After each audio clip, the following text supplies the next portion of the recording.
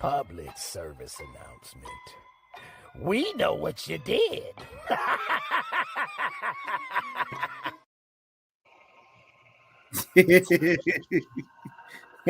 And don't do it no more.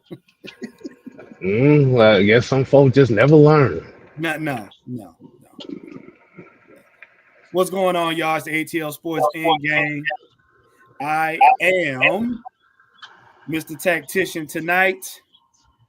I am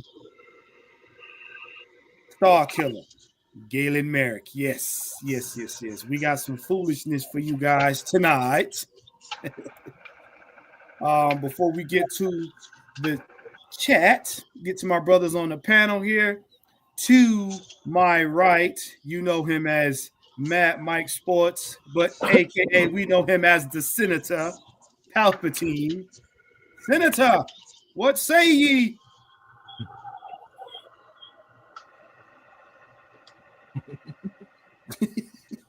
Do it. I am the Senate. And below the Senator, we have our guest assassin, Pai Mei. Pai Mei, whose eyes have you plucked out?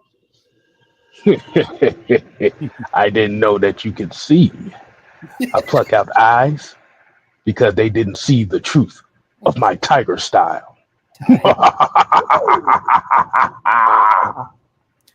Very good. No 36, only 35 chambers. And then we got Coach down there. Coach, he is the Shaolin monk. Coach, Unchained.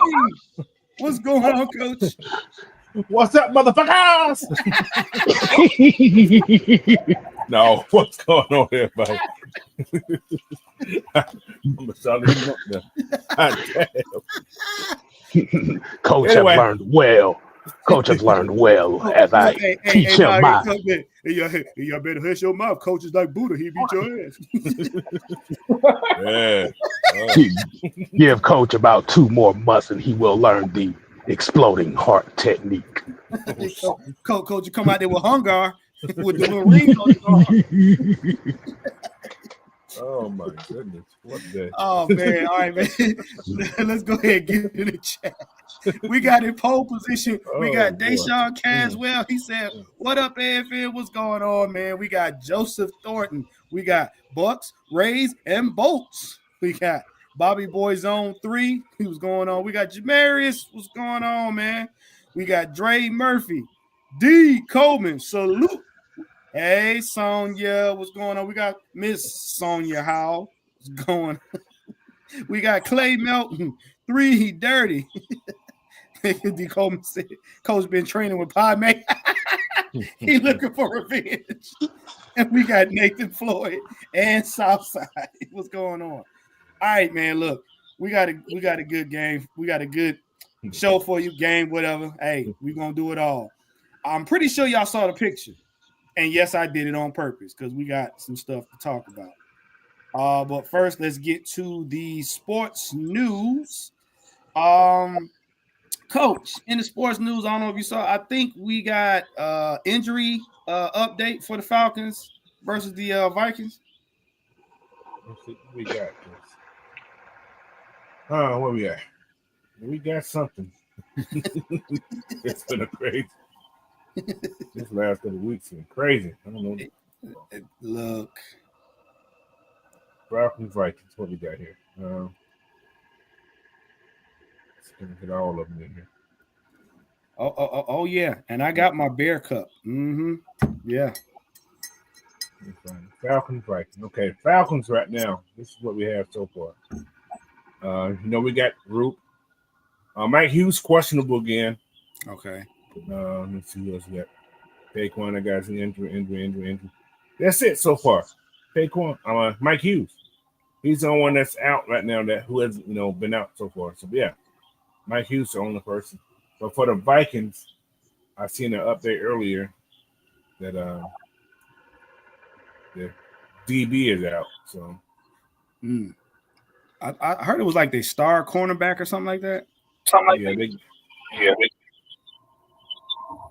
Stephon Gilmore, yeah, he's out. He's out. Okay. Oh, Yeah. All And Harrison right. Phillips, also, their deep tackle is out too. Harrison Phillips was a big part of it. He's questionable right now. So you know what? I'm glad we started off with that, Coach. I'm gonna segue into this topic right here, and I want to get everybody's take on it. Mike and K Styles, they were talking about it earlier this week, and actually they kind of talked about it on 6-Man K on Thursday. We're gonna finish this up. Now, we have been talking about this amongst ourselves for a minute, and this is right here. Is Kirk trying to find his new Justin Jefferson? And let me give you guys a backdrop. Basically, if you noticed all week, Mike's been talking about what is going on with Kirk Cousins, what's going on with the weapons that we have in Atlanta. I know Drew has spoken about it, K Styles. I'm pretty sure Coach, mentioned it, but we're asking this question because he's not looking like Kirk Cochains. He's looking more like the Kirk that played with Minnesota. And if you've been paying close attention to what we've been saying, he's kind of gotten caught up in tunnel vision. So, Coach, I'm going to let you start off with this first, and I'm going to go all the way around. You don't want me to start off. Go ahead, Coach. Gut punch him. All right. I ain't gonna say his age is catching up with him, but that's what it looks like. And the talk, because he hears the talk. They say they don't, but that young boy's in the wind. He knows he's in the wind, and I think he's pressing instead of just playing football and just relaxing. And I heard Mike say something the other day. Head coach need to go talk to the cat. Tell him to calm the hell down. Last week was all on him. I don't give nobody that. It was all on him. Defense played well. I mean, the defense looked great last week. First time all season that they looked like they was a football team. And they let the man do his own defense. So that's another story, too. But Kirk Cousins got to put his big boy pants on this week, man. He has to. So that's all I got to say. I ain't talk about him. I'm still mad from last week a little bit, man. So. All right, K Styles, what you got? Is Kurt trying to find his new Justin Jefferson?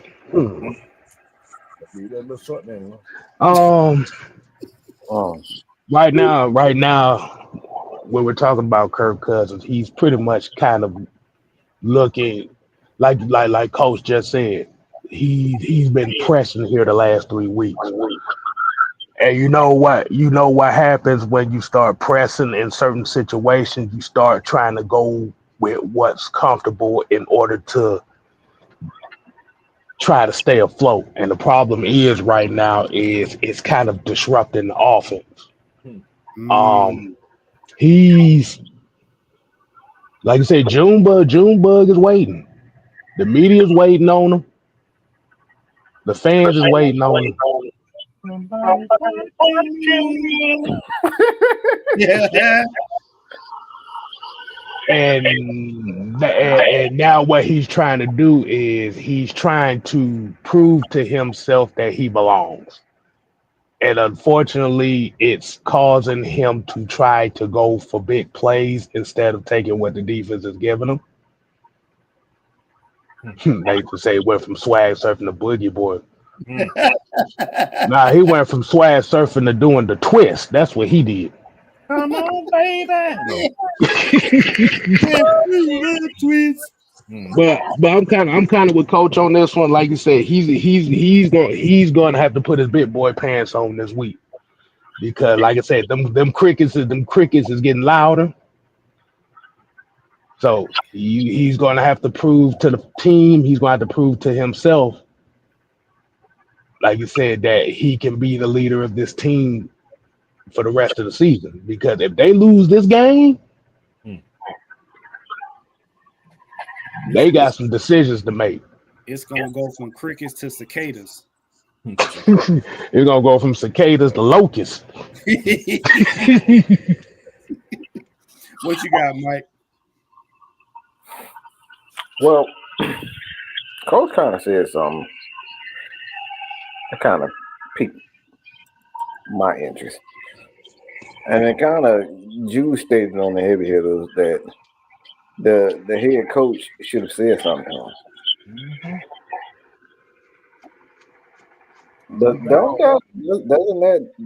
Doesn't that bother you as a fan of the game, somebody who's actually played the game? That should bother you. And I say to myself, why didn't he say anything to him? Maybe he doesn't want to. Remember what I said now. Remember what I said. I said, Raheem said, oh, y'all bitching and complaining about defense, right? I hear you on that. But listen to what I'm saying. Listen to what I'm saying. What if he doesn't want to say anything? That's what I was getting to. Matt Ryan, when Matt Ryan was here, you remember when Matt Ryan was here? They let Matt Ryan run whatever he wanted to. At that point, when they could have said, and they did tell Matt Ryan when he took on a representative, he never met with Deshaun Watson. They never met with him. Never. They never said they wanted him. He sat down like a businessman because that's what businessmen do. You sit down and you hear people out. That just goes with the territory. You ain't got to agree to anything. You ain't got to say anything. You just agree to listen them out. And he agreed to sit down with Deshaun Watson's representative. Matt Ryan, in turn, he heard about it and said, "Oh my God, they trying to get rid of me." Yeah. But the Falcons never did anything. They never went to the media and said, "Nope, Matt Ryan is our guy." They let Matt Ryan run with that.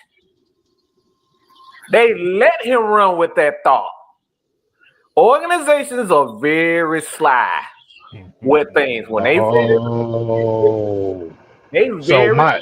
So what I'm saying, K-Styles, you can finish what I'm saying.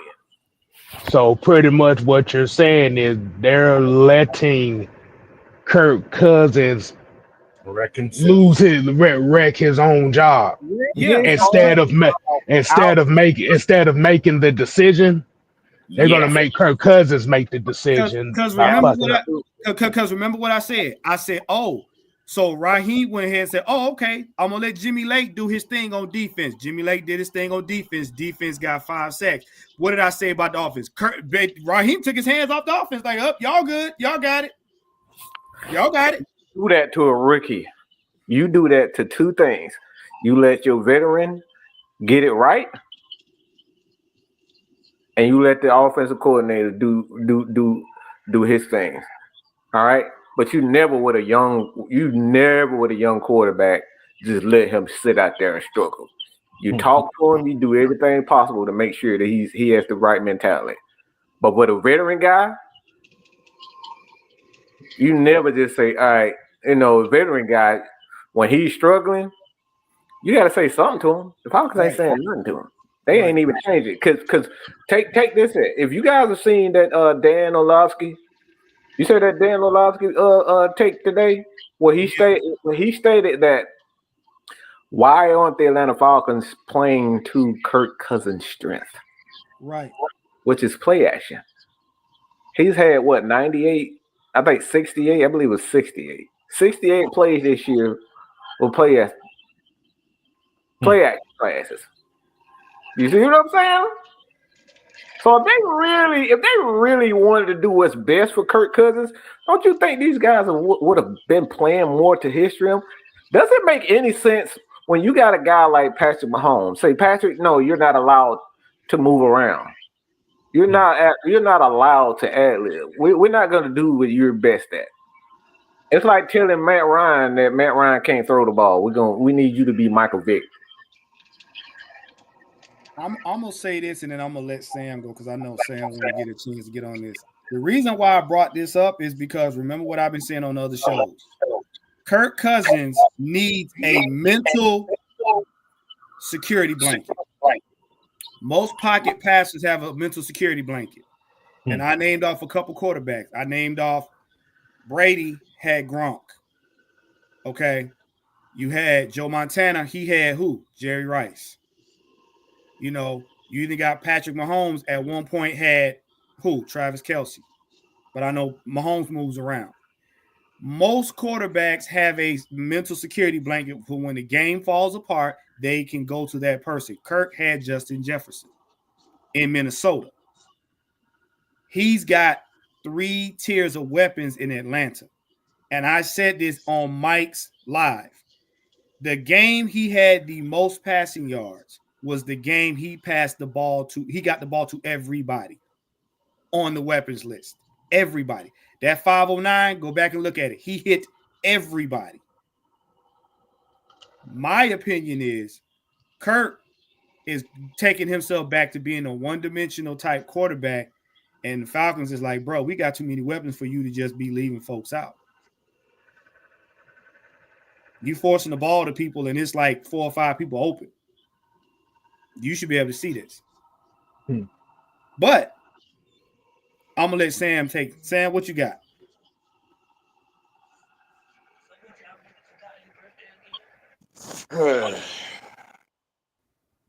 And by the way, fuck you, Sam. Damn. Welcome, Sam.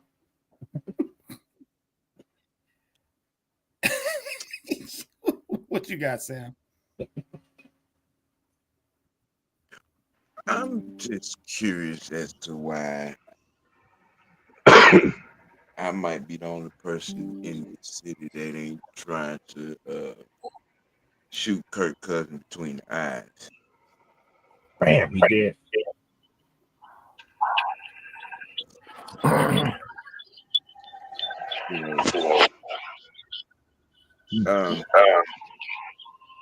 At this point,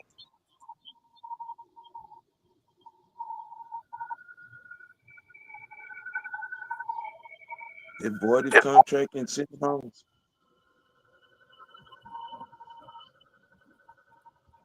He has Why not? time for that to happen. I mean, why not?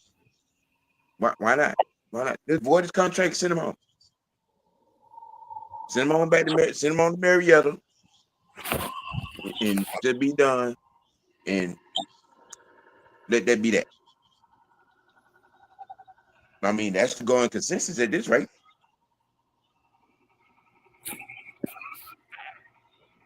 Why not? Let's go on and put the lefty ball on in there. Need to hit Friday game and be done with it. Why even remotely have a conversation about it? Why even ask the question? Why even remotely even try to even give any benefit of the doubt? Why do any of that? Let's just void his contract and send his ass on back. Can I ask a question? Nope. You've already asked your question. I'm speaking at the moment. I'm talking to him. I'm not talking to you, sir. It's not your show. Wait. I'm talking to the host of the show. Let me ask a question. Sam. What you got, Mike? No, it was actually something. No, I was talking about after he finished. That's what I'm talking about. Oh, okay. Go ahead and finish, Sam. And I mean, I'm really over it. I mean, What are you having a hard time with, man? What are you having a hard time understanding? Say what? I say, what is your biggest gripe? Like, what is your biggest gripe when it comes down to what people are? Because it's not. I can speak for myself, and I think I can speak for most people, because this is something that Coach even brought up before you got in. He stated that Kirk looked old. I know the signs when a quarterback is starting to get old, because for me, I don't even think it's physical. I think it's mental with him. I'm not seeing anything in the film that says, all right, outside of him bouncing the ball off the ground, Those are the first signs of a guy not confident in something. Whether it's his physically he doesn't think that he can make those throws, or mentally he doesn't think he has it. Something is going on with him. And I can't quite put my finger on it. What's going wrong with him? Outside of the weapons that he has, what say what is it that what is it that he has or don't have in this here particular situation right here in the line? A defense. He don't play that side of the ball. Yeah, a defense. He has everything on offense. He's looked like. Does he really have everything on offense? I mean, I don't see anything that we lack. I got a question. Just wait at that question. I'm sorry, Mike. Sam, what did the offense do last week besides what Kirk done? Everything was working. He missed some throws that you as a quarterback would not make. There's no way in the hell you're gonna be throwing an interception looking at the man like that. He was staring down his receiver so damn bad last week. I can intercept the damn ball as I am. That's how bad he looked last week. I don't know if it was just a mental block this last week or whatever. He looked terrible last week. It's like, come on, man, what are you doing? I just stopped talking about the game. I was like, God damn, I can't talk about him no more. It's mental, coach. That's why I said I don't even think, because you the one who brought it to my attention. I don't even think it's physical. I think everything is for him is mental. Because I saw him bounce the ball off the ground and then turn around and make an incredible throw. Yes, he's very hesitant. He's very hesitant. That's why he's double pumping the thing. He's double pumping a lot. You can't have that as a quarterback. Quarterback mentally have to understand. It's like you got to get rid of. You have to, like, soon you drop that. Soon you get up that when you get into your last step of your drop, that ball gotta be gone. No hesitation. I like it was a drill when one of the first drills I had was a quarterback. It was to throw the ball deep. Coach Murray told me to once. It was the first thing I did. The very first drill. He had a wide receiver, and he said, wide receiver, just go. The first pass, what I did, the first thing I did, I hesitated. Because I was trying to throw the ball to the receiver. He said, no, let that thing loose. It was Coach Murray told me. He said, no, let the ball go and let the receiver go get it. So he was teaching me at that time, don't hesitate. Throw it to a spot, and the receiver's job is to get under that ball and catch it. That was the first drill. That was the very first drill that I learned as a quarterback, is to let it loose. So when you're a quarterback, you see your quarterback hesitating, he's thinking. Quarterback don't need to think. My question is this. My question is this, and this is for everybody. Going back before we signed Kirk, those 8 games last season, what did Kirk look like in Minnesota? What was his mannerisms them first 8 games where he was putting up those yards? Was he more comfortable? Was he more confident because he had been on Minnesota for 6 years and he had built that rapport? Juan, With an experienced coordinator. Yeah, you got a point there, Juan. You actually got a point there when it comes down to the. I think the thing is with Minnesota, their receivers was their receivers. They've never had more than 3 guys on that team. It was always 3 guys. I'm talking about 3 wide receivers in the tight end. It was 3 guys. So he got set in a routine. But in his offense, the Falcons got at least 4 or 5 guys that you can get the ball to. Well, what were you about to say, Sam? My bad.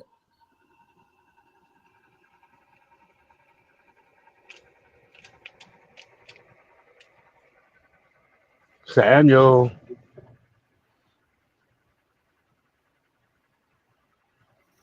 because the reason why I asked that. Oh, go ahead. You what was you about to say, Sam? In Minnesota, he had an experienced coordinator. Okay. So you think it's the play? You think it's the play calling? I don't necessarily think it's the play. I just think it's having that confidence because you got an experienced guy, you know, in the trench and trying to delve and dig and create this shit with. That's what he had in Minnesota, an experienced coordinator. You got a rookie guy here. I I mean, mean, I don't know about everybody else, but I just think that right there may be part of the issue with this offense. but they do have experience. Zampezi is right there sitting right next to him. He got about 30 years of experience. But I got a question about that. So is that the same coordinator that got Kurt his first 500-yard passing game? Yes, in Minnesota, Zampezi was with him with that. Zampezi understand. That's why they brought Zampezi here. So is it really the coaching? Because Zampezi, everybody forgets Zampezi. He's the guy that's sitting right next to him in these in the press box, helping them with the play calling. So he's not there by himself. Zach Robinson ain't calling all the plays by himself. Zampezi is right there helping them through that. So can we say then, since a lot of this is still up in the air, can we say that this game right here that he's going to play going back home will determine whatever outcomes that we basically put out here tonight? This game right here determines, in my opinion, what they do going forward with Kurt. Because I'm about, this is going, what you guys talking about is going into the next topic actually, and I'm glad we on it. This topic right here, and it says, will Raheem finally let the team have a complete game? Now I'm being real messy with this right here on purpose because I'm looking at it like this. You outran the South by the way we played as far as on offense. Yeah, we had close games. Then in these last 3 games, it's almost like you held the defense back. Then this recent game, you let your staff defensively do what they were supposed to do.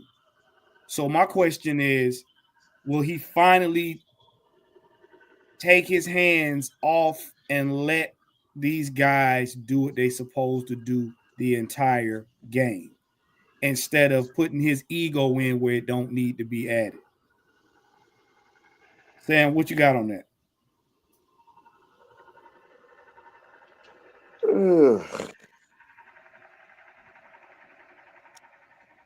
Wow.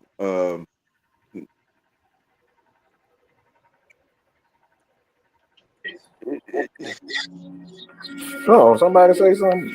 I don't think it's gonna matter. I don't think it's gonna matter. I think it's a foregone conclusion. I think this week, no matter what happens, it's a wrap. Win or lose, I just think it's a wrap. I mean, and because I think y'all have heard me say this before, and I'm gonna stay on it. I think he was behind the 8 ball when he put his name on the fucking contract. Okay, I don't think it's gonna matter. I think even if we do win, it's not gonna matter. It's not, because the going consensus in this city. Yeah, they had their man made up on the first incompletion that they wanted the peanut to bust a nut. I call bullshit. I call bullshit on the fact of the matter. You play well, you're gonna get what you. If you play well, you're not gonna get it. If you play like shit, you deserve everything you get. You can't play like crap, absolute crap, and do elementary shit in football and not expect people to be down with you, to be 100%. Ain't nobody gonna be blind enough to sit back and watch you play like shit and then say, you know what, you deserve a second chance. No, if somebody decides that when you have a bad game, a terrible game, when you up here goddamn playing like you up here, it's like you out there playing netball, basketball, or something, just lobbing the ball up like somebody go get it. Throw him up, bust him up. That's what he looked like he was doing, playing throw him up, bust him up out there. Just throwing the damn ball up in the air and say, y'all, somebody go get it. Somebody gonna get hit. That's what he looked like. So for me, I understand you 100%, Sam, but when you play like shit, you deserve everything you get. Ain't nobody gonna sit up here and say, especially a guy this is not like he's in his 5th, 6th, 7th year. This guy been in the league over a decade. And he throw 4 interceptions. 4 interceptions is that is unacceptable. From anybody, that is unacceptable. Once you throw that second one, you should have a clock in your head and say, bro, I need to calm down. I need to calm down. So me personally as a quarterback, him knowing that, because Kurt has a wealth of knowledge. Most than 90% of the quarterbacks in this league right now, he has that much. I mean, the guy is literally, if you look at his numbers, he's a borderline Hall of Famer. If you just look at his numbers in itself. So he knows better. He knows throws that he shouldn't be making. He knows better than this. Yet he's still making those. So I don't think when it comes down to Raheem and Litton, is that the question, Juan? Yeah, hold up. I got to talk to Scotty about that. And letting the team have a complete game. You say the team itself and not the offense. The team in itself. Yeah. Because the reason why I asked, because like I said, if you see how bad the defense was playing because you kept doing stuff your way, and then you let Jimmy Lake do his thing, and the defense actually looked a lot better. I think he did though. I think last game he did, but like Coach said, Kurt spoiled all of that. Yeah. That's what I'm saying. It's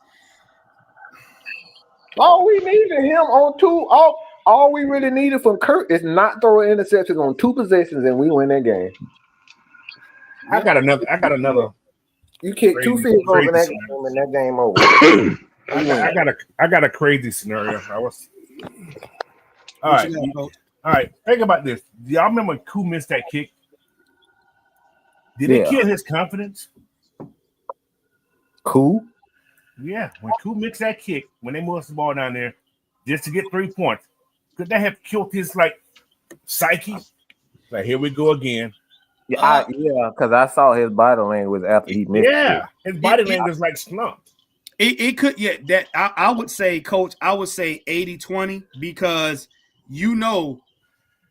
and Mike can attest to this, and too, Coach, when you're an athlete, when you hurt and you're trying to play like you not hurt, when you try to adjust to compensate for that injury and it don't work, it messes with your psyche a lot. But you got to factor in too, to yourself, how well do you know you can do something when you're injured? If you ever played basketball and you twist your ankle, but you still want to play, your brain is like, now good and well, we hurt. You ain't gonna get 100% right now. Well, I've been down that road. Plenty of times. I'm telling you, if you didn't play the sport, you didn't hurt yourself, and you still want. I didn't twist my ankle and still tried to keep playing, and my body's like, bro, we are at 80%. Bro, we done. You can think good all you want. We not gonna get damn 80%. Boy, that shit's at 60. Now, your body, look, you be trying to run a 4.2, but your body be like, bro, what are you doing, bro? Calm down. I can't go no more. Right. And what's bad about last week also, Kurt gonna get 1 sack. It wasn't like they was getting to him to make him go crazy. You sure about that? Because the way I heard it, like Caleb McGarry and that offensive line, the worst in the one universe. sack. They gave up 1 sack. But see, you know what? I'm gonna add all of it together. Kirk is worried about Penix. He's also worried about how he feels physically. But that's what's keeping that. That's what makes a person do that. Oh, I got to win this ball game. Because if you're confident in your ability to win a game, you're not worried about who's over your shoulder. And that's why I was talking about that mental security blanket. Because let's be honest, had the Falcons had Justin Jefferson on his team and Kirk had that interception, do you think he would have been concerned about Junebug on the sideline? He'd have been like, "No, I got to get it to Justin because I know he can help me win the game." He wouldn't have been concerned. He had on this team from the time he's been on this team, he has not found his security blanket. He haven't. Every quarterback got him. Look at any game, any NFL game this season, any NFL game last season. When the teams get behind, they got their go-to guy. Hurts got his go-to guy. I hate to say it, but Lamaris got his go-to guy.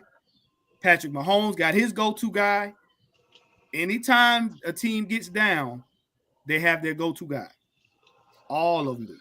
But here's the crazy thing, though, about that go-to guy thing. And we've seen it before this losing streak. His main go-to guy was Mooney. Mm-hmm.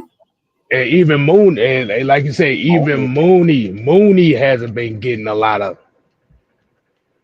targets like that here recently, neither. Mm-hmm. Those 3 interceptions was toward Mooney. Mm-hmm. 3 of them. And what has been around Mooney? Defenses have kind of put coverage for Mooney a bit.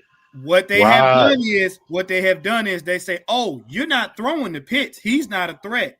He wasn't passing Drake either. He wasn't passing Drake either. Right. What have they been doing with Bijan? Oh, you go with Bijan. Bijan goes to the right. Stuff everybody on the right side. They know Tyler either going to go up the middle or most of the time he go to the left. They have figured out where he's comfortable at, and they've said, okay, we're going to take this away, and take this away.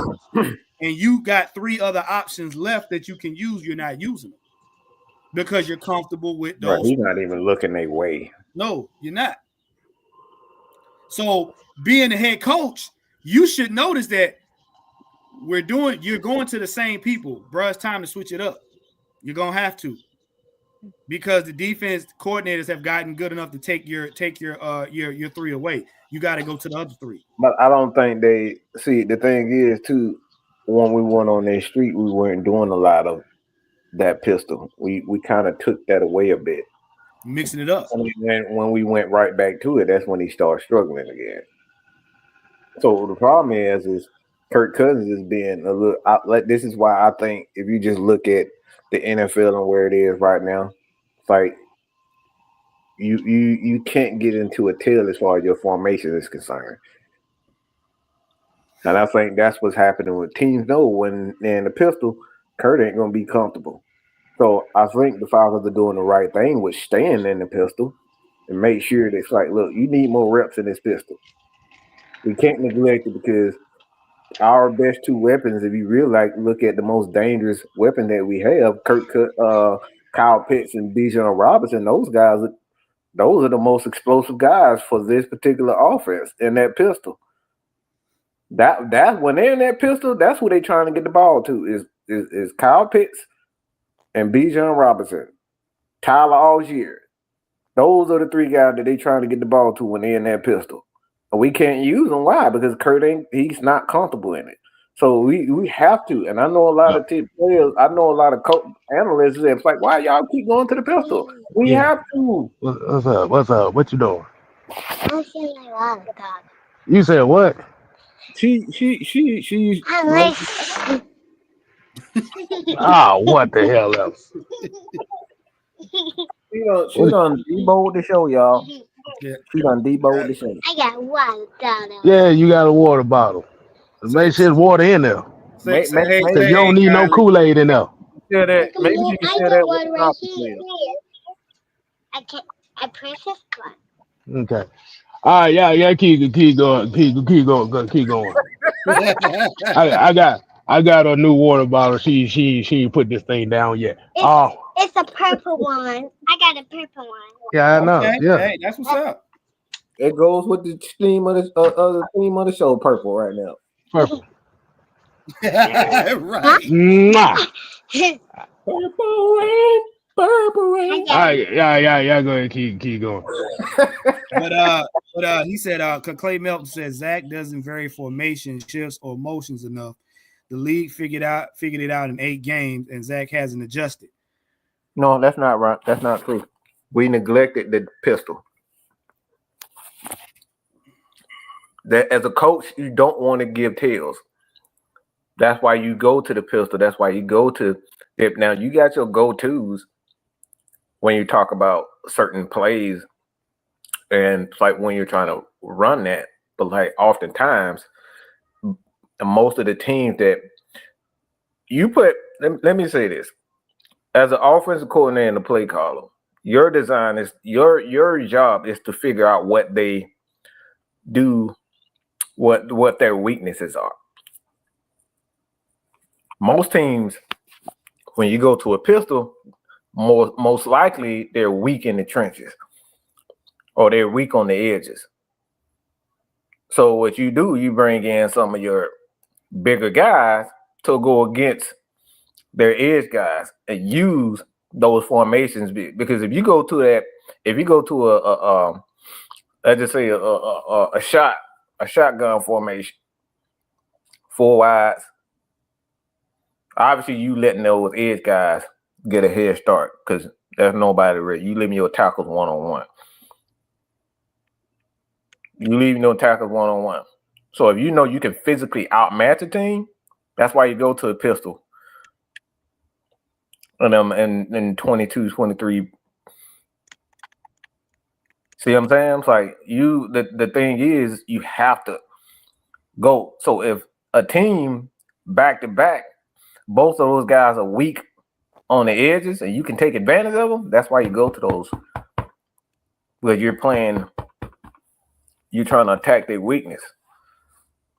Not everybody has an edge. Not everybody has great defensive tackles. So every formation is designed to take advantage of that particular weakness. And the Falcons have to have a balance when you talk about these formations. You can't just say, all right, this is the formation there, because teams going to adapt to it. You see what they do with Lamar Jackson. They say, yeah, y'all tackles ain't as good when they not being physical. So what they try to do, they put a whole bunch of DBs around them and say, all right, y'all just going to have to run the ball because we ain't going to let you throw it. Well, that's Baltimore have yet to learn how to, combat that. Well, that's kind of like Detroit too. When I watched the Detroit and Green Bay game, as long as Green Bay tried to match Detroit's physicality in the run game, they were getting their asses kicked. The minute that Green Bay started airing it out, Detroit really didn't have an answer for it. That's why Detroit boosted their run game. Mm-hmm. But that in itself, that in itself is a question. Coach, you got anything you want to add to it, man? No, you guys said it all, man.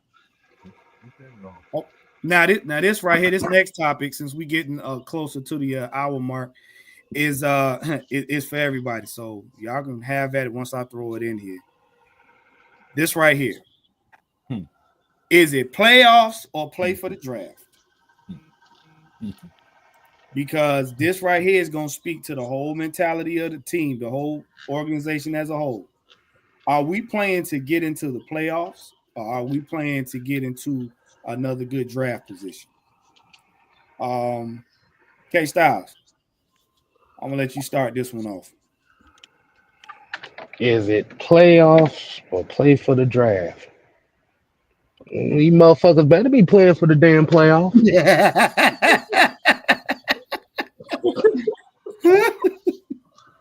Because the problem is, and I think we've talked about this earlier in the week, is it's one thing for this team to be. It's one thing if this team had low expectations coming into the season, then people will actually look at this record. They'll probably still be pissed off about it, but it would be okay. They'll be pissed off that they don't have a better record, but they'll be exceeding expectations. See, the problem is coming into this season, what was the major talking point? The major talking point was actually the last 3 years. First, there was Matt Ryan's holding this team packed. Got to get another quarterback. Well, no. They said we got to get a mobile quarterback. They didn't specify how good the quarterback was. It was he got to be a mobile quarterback. Get Mariota in here, who is a mobile quarterback. Now, the next thing is you need a complete quarterback. Ritter didn't work out. Heineke didn't work out. Now we're at a point now where we have a quarterback who the thing was they needed a quarterback that put up numbers. That was the second thing. That was the third thing. Now history is repeating itself all over again. Start off hot, tail off, quarterback controversy. Start off hot, tail off, quarterback controversy. The team's expectations is, you better be playing for the playoffs because unfortunately, if they don't go to the playoffs, it's going to be a lot of lost jobs because y'all told Arthur Blank that getting this only guy that y'all need was going to turn everything around. Because if you playing for the draft, that means you lost the locker room. And if you lose the locker room, you're losing players. If you're losing players, coaches lose jobs. Yeah.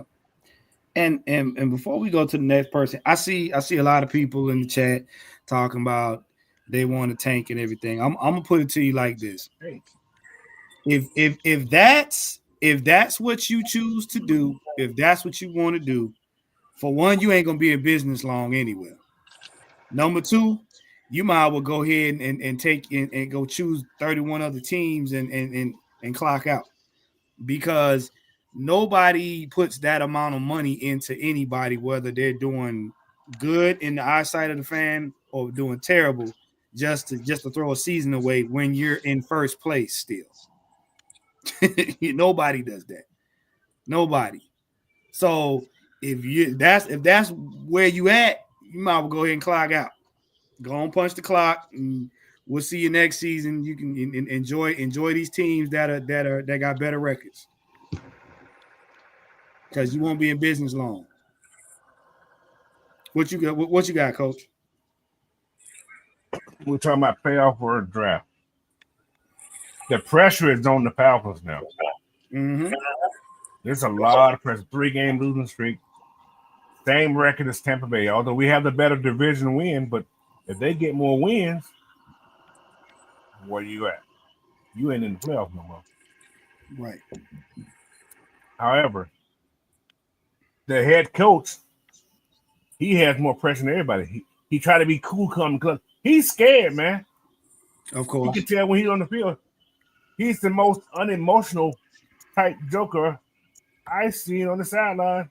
I'm getting in my player's ass right now. Absolutely, Coach. Yep. I am not going to be like what y'all watched Case out the other day. Look at this guy. No, man. You got to be in somebody's ass right now. And did they say your team always take the identity of your coach? Yep. Our coach is too damn lackadaisical. He's too lax. So, to me, that can make your players lax too. We've seen that already. We've seen that. So, Raheem, you better win some games. You have to win games, or you on that hot seat. I hate to say that, but you on the hot seat, bro. Yeah. I will fire your ass for that. I don't know what Mr. Blank gonna do, but I will fire your ass. So, man, Nah, it's crazy. What you got, Sam? Well, just looking, not in the rearview mirror, but looking forward. To be honest, I think even if we do make the playoff, they're gonna make a coaching change.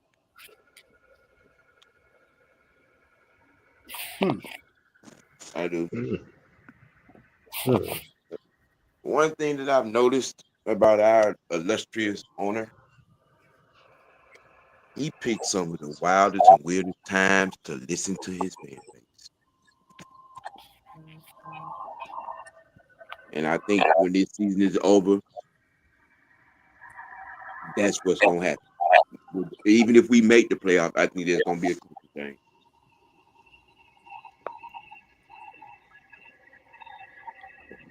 A coaching change and a quarterback change. I think both of those are gonna happen, regardless of how this season goes.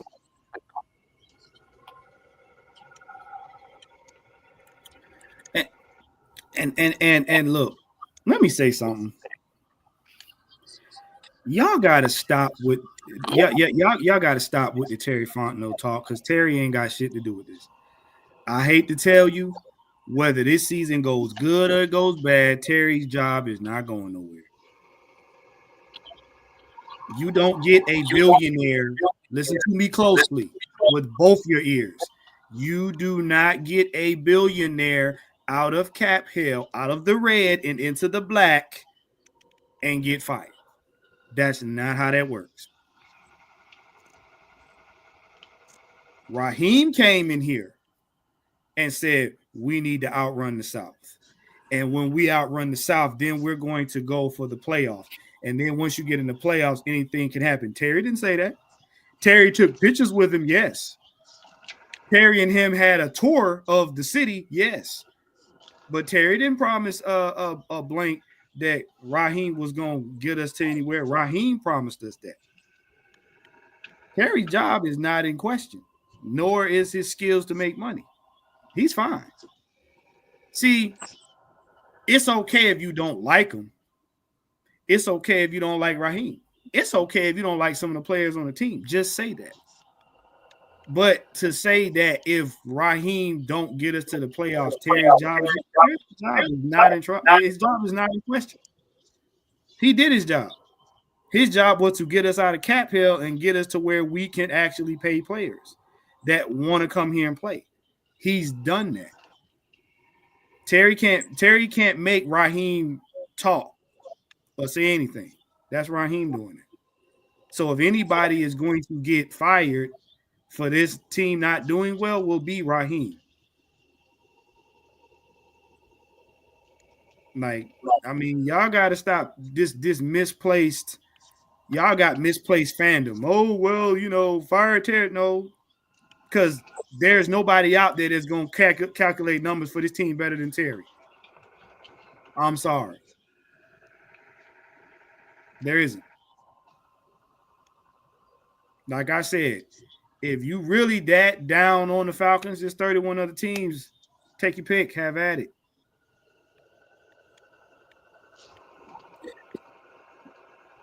What you got, K-Styles? I mean, Mike, what you got? I think everybody's just too goddamn emotional. Like everybody acting like some bitches. Because we ain't getting what we want. Everybody want to fire, and everybody, oh, this guy's gonna be fired. I can guarantee it. Man, shut up. Everybody shut the fuck up. I'm talking about everybody. Stop goddamn whining like some little bitches and be patient. Shit don't happen the way that you want it on the time that you want it. Name a motherfucking Super Bowl that have been won in a year that you put one team together, the coaching staff, the team, and everything, and just won. Now, go back and tell me. I want to be wrong. Everybody want to fire all the blink man. He need an advisor. Oh, Terry Fudden don't need to be fired. I think Raheem gonna be fired. I need Kyle Pitts. He don't run the routes right the way he run. He need to be traded. We need to get rid of Kirk Cousins, and no Michael Penny. No. Bijan Robinson getting the ball too much. No, Tyler Algier getting the ball too much. No, he ain't doing. He running over people, man. And goddamn it, even though that Caleb McGarry, he ain't gave one no sack. He need to go too. Everybody need to goddamn go because we haven't won a game in 3. The whole fucking world has come to an end because we went on a 3-game losing streak. Not a 25 and a 30 like the sorry ass Buccaneers. We went on a 3 losing streak, and everybody in the motherfucking country is looking at us saying, "See, it's because y'all too goddamn emotional. Stop acting like some little scary, whiny ass babies because y'all not getting what y'all want. All this is because y'all not getting what y'all want. We not happy about what we are, and we're impatient because we want it now. Because you still mad whether you're not going to admit it or not. All you motherfuckers are still mad because your best friend and your sister and your cousin who don't even watch football keep talking about 28-3. That's the reason why you motherfuckers are so mad. Y'all want to get some get back, and that get back ain't coming quick enough for y'all. Let's keep it motherfucking real. Y'all won't get back, and y'all can't get y'all get back because the Falcons ain't getting their ass. They ain't getting in nobody's ass. That's all right? They ain't pulled a whip out, and y'all ready to get down on y'all knees, and it ain't coming out fast enough. Well, I mean, come on, let's be honest. Half of these people in the chat can't balance a checkbook nor save their credit score, but they're gonna tell a billionaire how he need to handle a business. How he need to handle it. Calm down. Right. Calm down. I get it why everybody up. Look, you think I like seeing our team team lose? It's a process. It's not gonna be overnight. We can't keep firing everybody. But at the end of the day, when players go through these moments, we gotta be real with it. Like, we can't be saying that everybody tripping. Do y'all know? Do y'all know? If we gonna surf and swag with him, look, I should be able to throw a goddamn tomato at his ass. If I'm a swag and I should be able to throw a goddamn tomato or something at him. But wait, do y'all not understand that the Detroit Lions ain't been 12-1 since 1939? Some of them people ain't even lived to see the daggone Detroit Lions get this one. 100 years, the damn Cubs ain't won. They didn't win a fucking World Series. I think we fine, okay?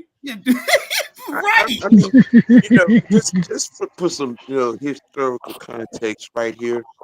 I mean, the way some of you all in the fan base, mindset is. I mean, I guess Jimmy Johnson should have been fired his first year. Damn, you're making too much sense. I guess in Peyton Manning's rookie year with them 27 interceptions, Jim Morris should have been fired, and they should have cut Peyton Manning. What the fuck is rebuilt? What the fuck the Texans? They right back where they was before. What the fuck they rebuilt? They ain't won shit. Their rookie had a good year last year. That what you mean? they back to where they always been, 8-8. Okay, what we talking about? And we told y'all when they got tape on that boy, shit was gonna be different.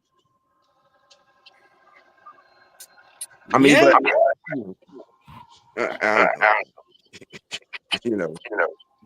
Okay.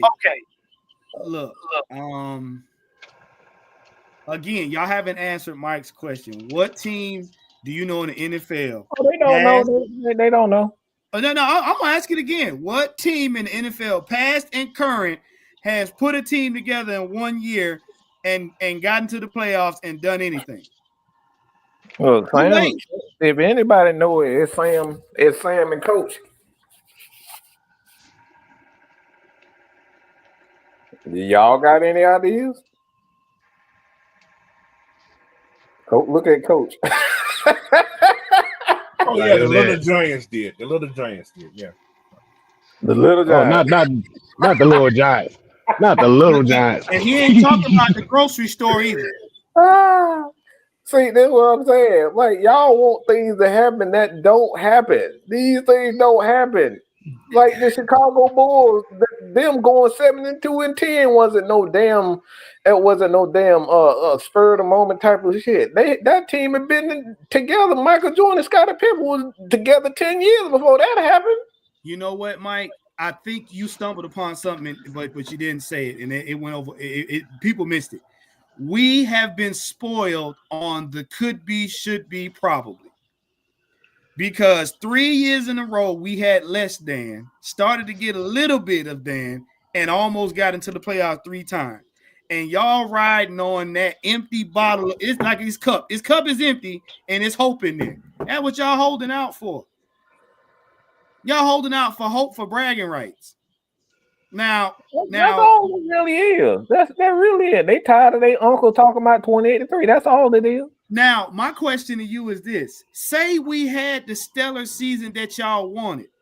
Say right now we like 11 games up. We having a stellar season that y'all want. We getting ready to clinch, the playoffs and whatever the case may be. And then we get in the first round of playoffs and get our asses drugged. Then what? Like the Baltimore Ravens. Guess what y'all gonna say? That's just Kirk Cousins. That's just Kirk Cousins. That's what he does. That's what he does. What did I say that was wrong? That's mean. You shouldn't talk about it. No, it ain't. I mean, we got folks in the fan base that have been sucking off Lamar Jackson for the last month. We're not allowed to talk badly about it. We're not allowed. Sam. Now Lamar Jackson is a religion. We can't talk bad about religions over here. Sam, how dare you? How dare you blaspheme the book of Vicolations? How dare you? I told y'all he's not a football player. He's not a quarterback. He is a religion. The Vicolations. He is the culmination of Vicolations 1472. Not 1472. Dang. Yep, chapter 14, verse 72. He's the book of Rodney Pete. You know what? I can't. I can't.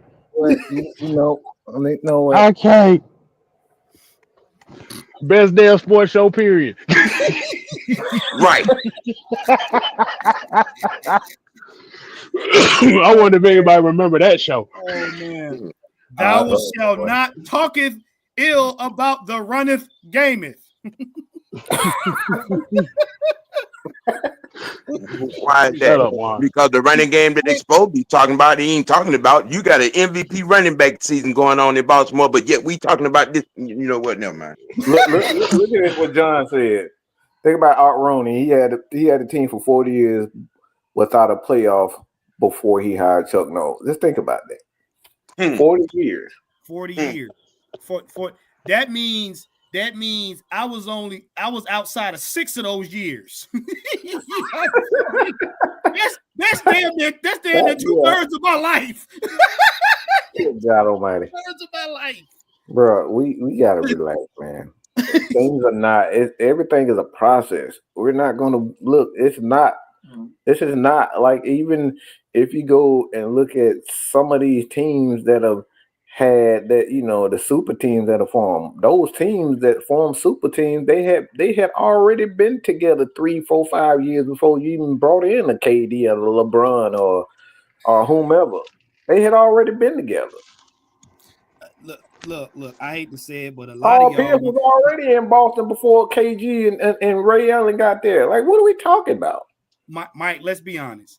Y'all want the LA Rams season. That's what y'all want. Y'all want one and done. The worst of first? Y'all want to stand up in it, pop one off, and be like, okay, time to take a nap. That's what y'all want. Y'all want one and done. Y'all want one and okay, good night. That's what you want. You want to run, get a Lombardi, and then whatever happened to the team after that, we good. We got our one. We got a championship. That's what y'all want to do. Yeah. That's what y'all want. Go ahead and say it. Go ahead. Look, y'all look right now. Y'all got y'all thongs lined up to pop. Yeah, we want that one Lombardi. We ain't got to get nothing else for the rest of life. I need to loosen up that Boy Scout. Y'all need to loosen up that Boy Scout knot in that thong, man. You need to let the pressure. You're not getting enough oxygen to the brain. Rams don't make the playoffs every year. That's a lie. I said y'all want that year they had where they went to the Super Bowl and Aaron Donald bailed them out because they was about to lose. Rams ain't in the playoffs every year. Let's not do that. I mean, you talking about a team that done moved by 4 times. Man, shut up. Right. They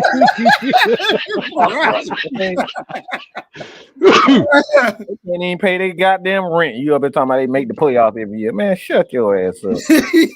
You know what? I'm about to go to this. We about to go to this last topic. Hold on. I wanted to get on what 3 Dirty here said. He said, as long as we keep changing regimes and players, it's going to remain a process. That right there, sir, that is the truth. That is the truth. That's the truth. For the first time in a month, he done said something that made sense. It's gonna snow. It's gonna snow down here. I'm telling you, it's coming. But he's right, because it's just like a job. Any of y'all worked in warehouse, y'all know a job that is a turnstile. Them profits don't go up, bro. They rarely go up. They stay at a plateau. Because every time you fire somebody, that's another person you got to hire and retrain that's got to catch up with everybody else that's still there. Every time you fire a coach, every time you let go of a keystone player, every time you let go of a quarterback, you start from zero. Y'all have seen we didn't live through it. What was the last 3 years? That was a damn carousel of foolishness. You had one dude that was on his way out, got back in, he fell off. You had one dude where his perk plus ran out, they kicked him out. You had one dude that was twerking on the field doing booty claps trying to throw the ball sideways. What are we talking about? What we talking about? Hold on. Man, Mike said get Kurt off my team. When I say get Kurt off the team, I could have sworn my opinion was if the Atlanta Falcons didn't make the playoff, I'm changing it. I could have sworn I said that. I thought I was very clear about that. Yeah.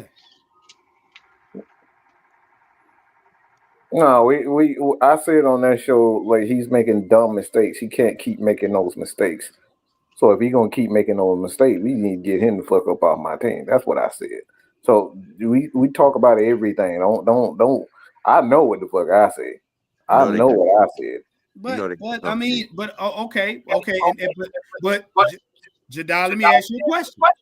If you're a company owner and you got an employee, I knew he was going there. See, he's one of those people that's he hung on us talking about Desmond Ritter, so he was waiting for the perfect opportunity to bring up Desmond Ritter. We know, you know what? Hold on. We know about you, son. No. Let me ask him an educated question.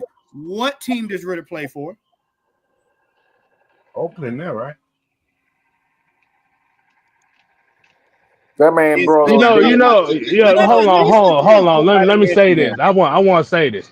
Okay. I kind of find it interesting that I didn't know it was a crime to support a guy that played for your team. Mm-hmm. No. Hold on. I think I might be a little bit slow, but if I'm a Falcon fan and I have no control of the team,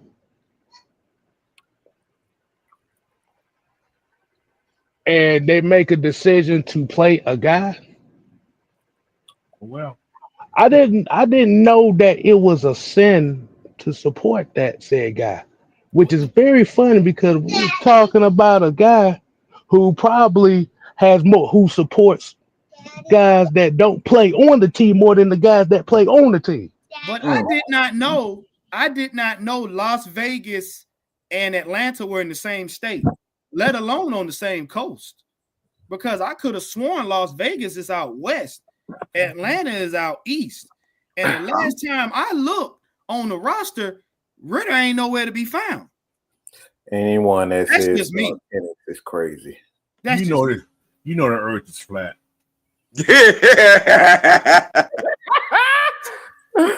Oh goddamn, coach.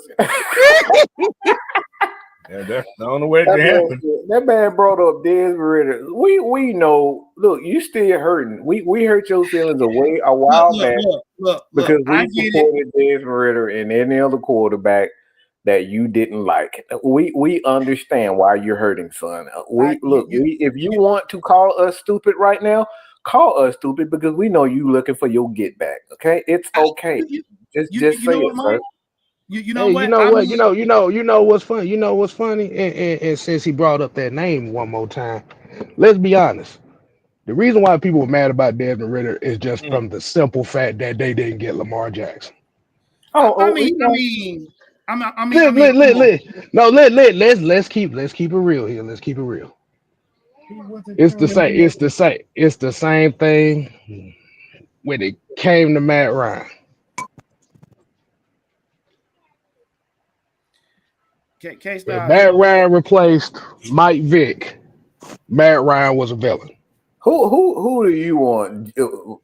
Ta-da! Or who the fuck do you want? Okay. Look. Let's be real. They're just mad because they didn't get they bottle of Peach Perk Plus autographed by Ritter. That's what's wrong with y'all. Y'all went to the game. The nigga passed you over for your Perk Plus bottle autograph, and you mad. That's ta-da. I mean, Jada. Who is his favorite player? Like, who is your favorite? Who's your favorite player? Okay, who's your favorite quarterback? I'm asking you a sincere question. AAU Jackson jockstrap. Samuel, don't speak for him. Speak for himself. Okay. What the hell? I want Jada to speak for himself. What is clear? He flossing. I want to see the thong. Okay, damn. I know you can floss with the thong, but I want to see the thong. Okay, I don't want to envision nobody flossing with the thong. No, that's a metaphor. It wasn't literal one. Okay, the Boy Scout on their clip right now. That's all. Okay. Wait. So if Mahomes is your favorite QB? Oh, he lied. Mahomes just got here about 6 years ago. To the next topic. Stop it. You see how people lie? Them is three brain cells I'm not going to get back. Them is three brain cells I'm not going to get back. That man just started. Pat Mahomes just got in the league. So you tell me you just started watching football about 6 years ago? Pretty much. That's how long Pat Mahomes been in the game, about 6 years. Pretty much. They couldn't tell you nothing about Kansas City before the last 6 years. They don't know nothing about Elvis Durback. Look, come on. Come on, Mr. Tada. All right. Tell me who before Patrick Mahomes came, who is the quarterback that made you say, I love football? Because for me, it was Peyton Manning at Tennessee. I fell in love with football when Peyton Manning was at Tennessee. That's when I fell in love with the position. So who is that player, that person for you? Mike, I'm Tom Brady. Oh, this nigga lying. Get the fuck out of here. All right, I'm going to the net. Mike, no. He don't pick all the good quarterbacks. He don't pick all the damn quarterbacks. Get the fuck out of here. All right, I'm done. Okay, we're going shit. Hold on. Wait a minute. What did I miss out on? What happened? You did wallpaper drying. You missed wallpaper. Yeah, he's lying his ass off. What he said? What? No, what was said? And Patrick Mahomes, ironically, are considered the GOATs. That they're the one that made you lying, motherfucker. Hold on. Wait a minute. So what timeline are we going down? We're not. Don't do it. It's only gonna hurt. What timeline? Oh, are we going from 08 till now? No, we're going down popular. We're going down to the popular quarterbacks. That's what that is. He picked all the popular and the ones you can't say nothing about with no flaws. Yeah. Man, get the fuck out of here. Hold on. I'm confused. I asked him who was his favorite player. He just so happened to say Tom Brady and Patrick Mahomes. Yeah, get the fuck out of here. Oh, okay. You know, it's So basically, you picked two quarterbacks from teams that they weren't gonna get rid of. Interesting. Um. So hold on. Let me ask the question right here. So between, because we already know this timeline goes between 2008 and now. Who was the quarterback before 2017? Between 2008 and 2017, you wish the Falcons had on this team? Oh Jesus, help me! Oh, God dang. My brain, y'all making me lose brain cells. No, because this is I'm about to put a specific timeline. I'm saying who's the quarterback the Falcons should have drafted between 2007 and 2017. No, because he ironically just said No, that's not gonna count because the thing about it is Tom Brady was already in New England. Patrick Mahomes is not in the NFL yet. So between 2007 and 2017, who was the quarterback you wish the Falcons had? Matt Ryan does not count in this. That does not like Matt Ryan. So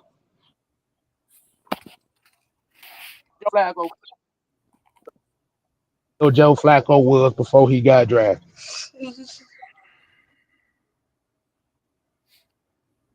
You know what? I know what. Look, we're gonna play Jeopardy and wait on some answers here. Look. You know what? My favorite. No more is he kid. No. The quarterback I wanted for the Atlanta Falcons from 2007 to 2017 was Art Linkletter. What's wrong with you? Can we move on?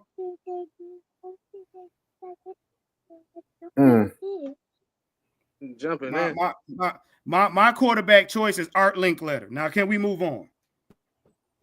This shit make my head hurt.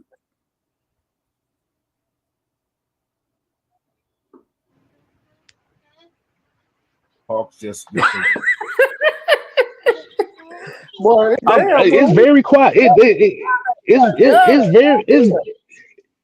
It's very quiet in here. It is. Yeah. That's why I said. Look. That's why I said Art Linkletter. Tim Tebow. No. Where your phone at? My phone died. Your phone ain't dead. It was charged up. It's gonna warm, Daddy. Because it's not hers. That's all. Yeah, he don't know. He don't know. He don't know because the problem. Because it goes back to what Juan says. Everybody only picks quarterbacks that are popular in name because that's the only time they really know them. See, if anybody really knows what the quarterback position is, the quarterback position is one of the highest riskiest positions to draft for, as we know this.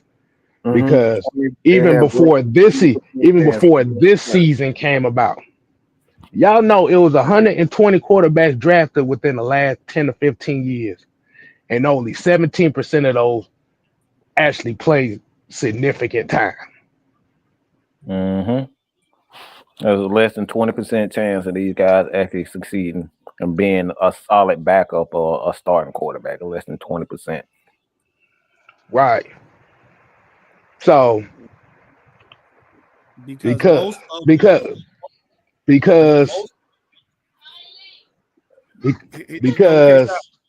you try to because he doesn't know because what he tried to do was he tried to throw the Desmond Ridder thing as to say that y'all cannot talk about anything because y'all supported Desmond Ridder. That's how most of them think. Yeah. Oh, he that fool. Yeah, So anybody that supported Desmond Ridder, their football takes is invalid. That's invalid. That's why I said y'all just mad that y'all didn't get y'all bottle of Peach Perk Plus autographed by Desmond Ridder. That's what's wrong with y'all. You came to the bins, he walked past your bottle, and he signed the girl with the baby hairs. He signed her forehead. That's what's wrong with y'all. That's all it is. But I want to get to this topic because this topic right here has been a topic of very heated discussions with Kyle Pitts, a wasted tight end or a QB wasted opportunity. Coach, I want Coach thought on that. yeah. I want to hear his take. Oh, okay. The Hawks. Oh, the Hawks.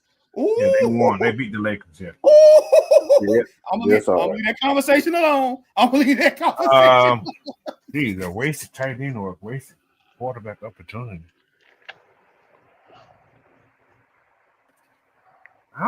Damn. That's a good question. I'm trying to think. If you're not throwing the ball to him, is it the wasted tight end? Coach, that's the quandary. Because you said it. You said it. If you're not getting the ball to him, is he a wasted tight end or is it a wasted QB opportunity? Confused you are. Yeah. So, what a waste.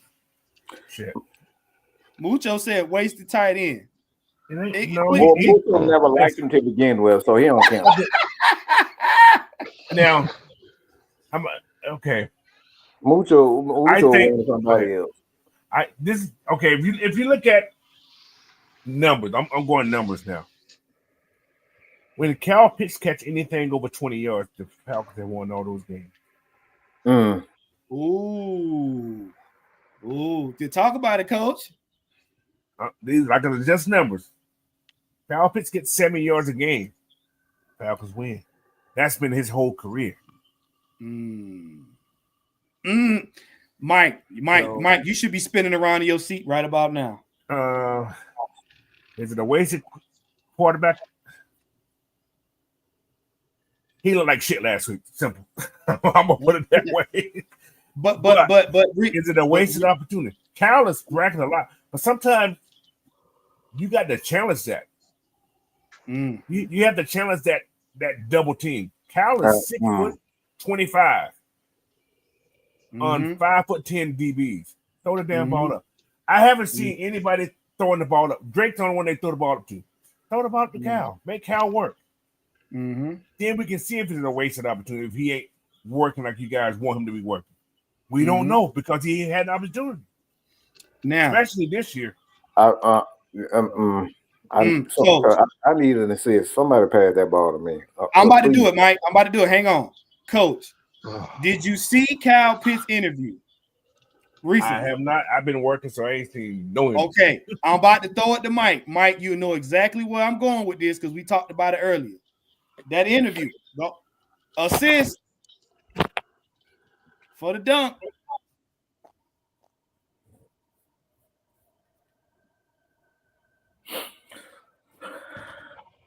So I talked about this earlier.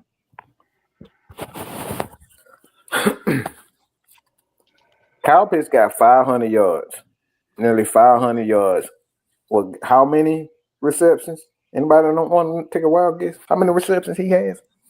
About 35, right? Just think about that. Let's think about that for a second. 35 receptions, nearly 500. And he's not even being targeted. That's a problem. And he got 500. Just think about that for a second. Actually, 35 receptions. Yeah, because when you actually think about it, he's on pace to actually surpass his numbers last year.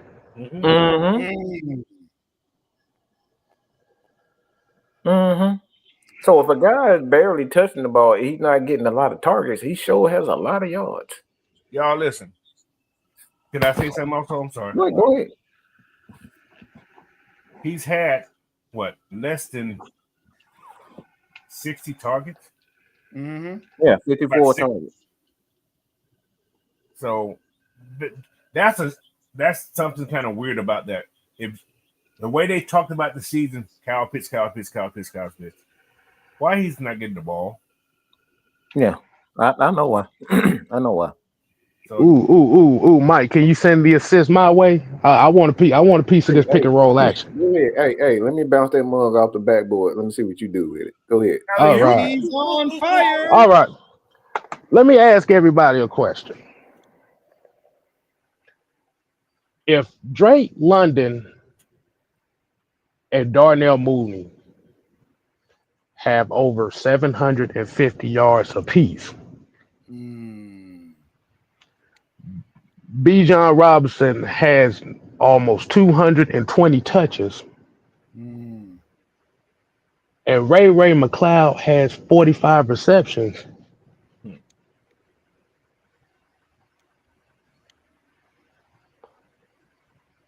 Isn't Kyle Pitts' presence actually a contributing factor to that? Ding, ding, ding, ding, ding, ding. I want a 3-pointer. I need a 3-pointer. Pass it to the perimeter. All right, swing it to the perimeter. There you go.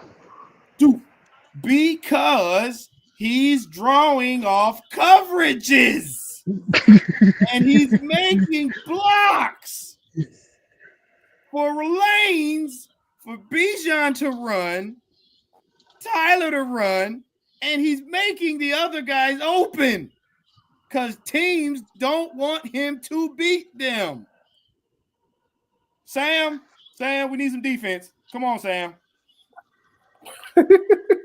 Here's where not understanding route concepts comes into play with these armchair coaches that are in the you when you have a guy 6'6", 250 that comes up the scene and then darts near the middle of the field, and he takes a safety, a linebacker, and a cornerback. And this job, somebody's gonna be open. Thank you, Ray. There's a reason why Ray got 45. I'm just saying. And think about this too. Bijan Robinson has 51 receptions on the year too. Exactly. Let me 40 yards. Almost. Let me answer the question for Mucho. See, this is why I try to teach y'all about how to read defenses from a quarterback perspective. First thing the quarterback is looking at, he's looking for the mic. He's looking at the safety scheme. He's looking at the safety, and then he works his way down. So whatever those safeties are doing, he already know before they even snap the ball. He know exactly where he needs to be where he needs to align his offensive line, whether they ship to the left or they pinch in. He already know what he's doing just by what the safeties are doing. So that's why a lot of defenses, they try to hide or they try to move their safeties late. So he's always looking at the safety. And then when the safety, he works his way down to the linebackers. Well, that mic at, if that mic shaded to the right, to the left, or they close to the line, he already know what he needs to do. So y'all got to pay attention to what the safeties are doing. If those safeties are back, 9 times out of 10, it's going to be one on quick pay up. If they back like that, that quarterback already knows that he got a little bit more time, or he got a little bit more time to look for a deep pass, or he got to get that ball to a running back so they can run the ball. Or 2 things: he looking for a big shot, or he looking to get that ball to the running back so he can get some extra yards, depending on what he does. Okay, so y'all have to pay attention. This is what Sam we're talking about route concept. Y'all think just because guys ain't touching the ball that he's not running good routes. The quarterback, it's all dependent on what those safeties are doing. And oftentimes those safeties are way back.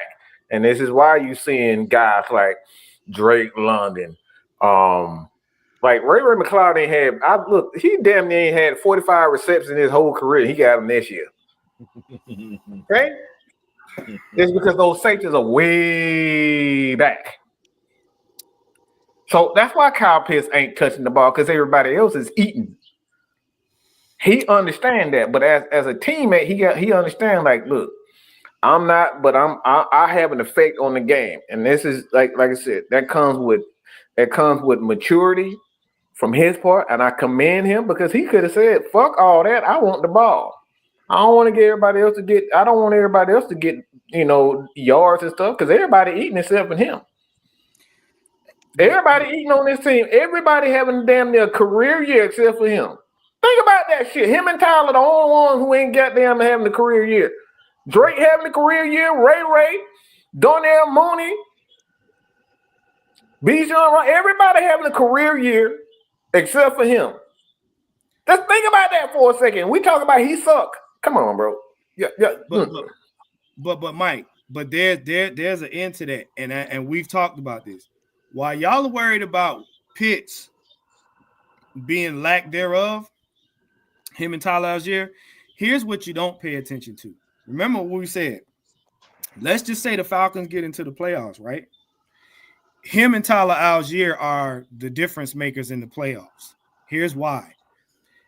If I play 3 games and Kyle Pitts is nowhere to be seen in terms of getting touches or catches from the ball, guess what happens? Now the defensive coordinators begin to try to take away what Kirk is focusing on, which is Ray, which is Bijan, which is Drake London. So guess what that does? That now frees up when Zach makes adjustments, that now frees up Kyle Pitts to get touchdowns like what he did on National Tight Ends Day, standing in the end zone by himself, hey, waving his hand, talking about throw it to me. That's what happens when people are not paying attention, where I can put Bijan and Tyler on the field and run Bijan right, hand the ball off to Tyler, he goes left, and he gets 20 yards. That's what y'all got to understand. Misdirection is one of the slickest ways to throw off any good defense. Any good defense. If you do jet sweeps properly, if you do reverses properly, and you got guys on the field that nobody's paid attention to, the defensive coordinators don't see him as a threat. They don't focus on him. Those are the guys that your quarterback looks up over the line and says, oh, okay, I got you. Kyle Pitts gets the ball and takes it home, and everybody's looking like, what happened?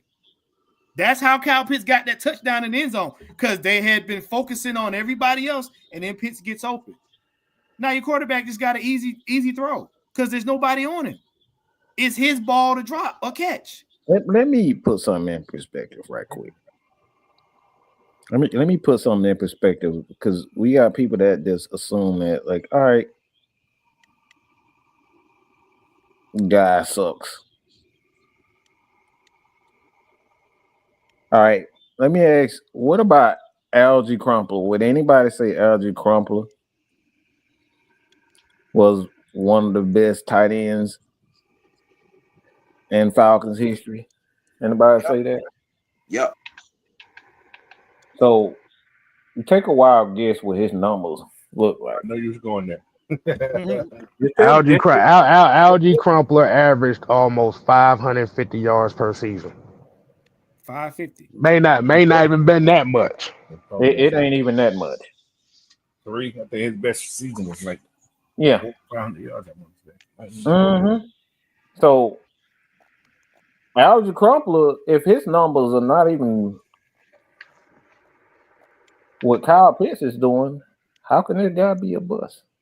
Well, you know what's funny, Mike? This is the problem that people say. You keep failing to realize he is a tight end. He's a tight end. How many tight ends produce what you guys want? That's where I'm going. You want him to produce like he's a wide receiver. He is a tight end. He's a tight end. The Falcons are using him as a tight end this year. That's why you don't see those explosive numbers. You probably don't want to see that, but he's a tight end.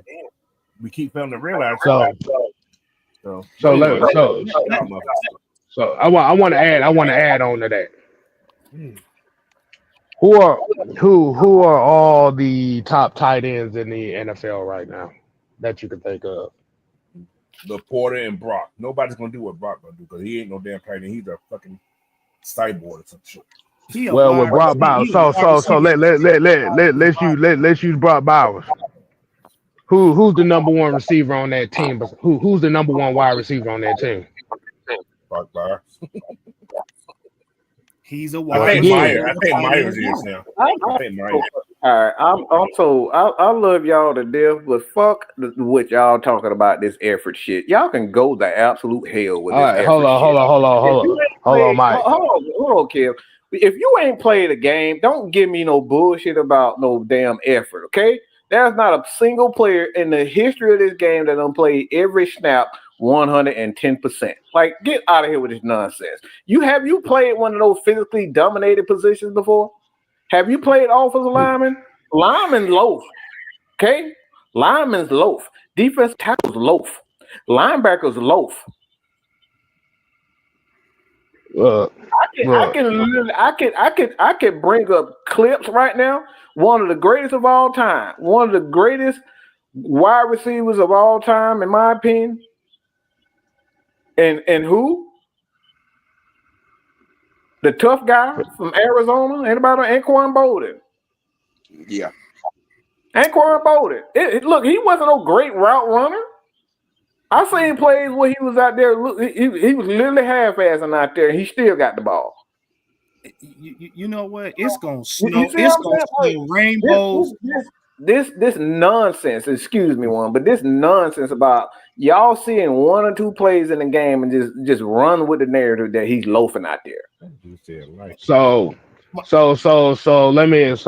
he was talking about the algae crumpler effort, I think a lot of people forget that the Falcons had one of the worst passing attacks in the league for years straight around that time. Yes. Mm-hmm. Yep.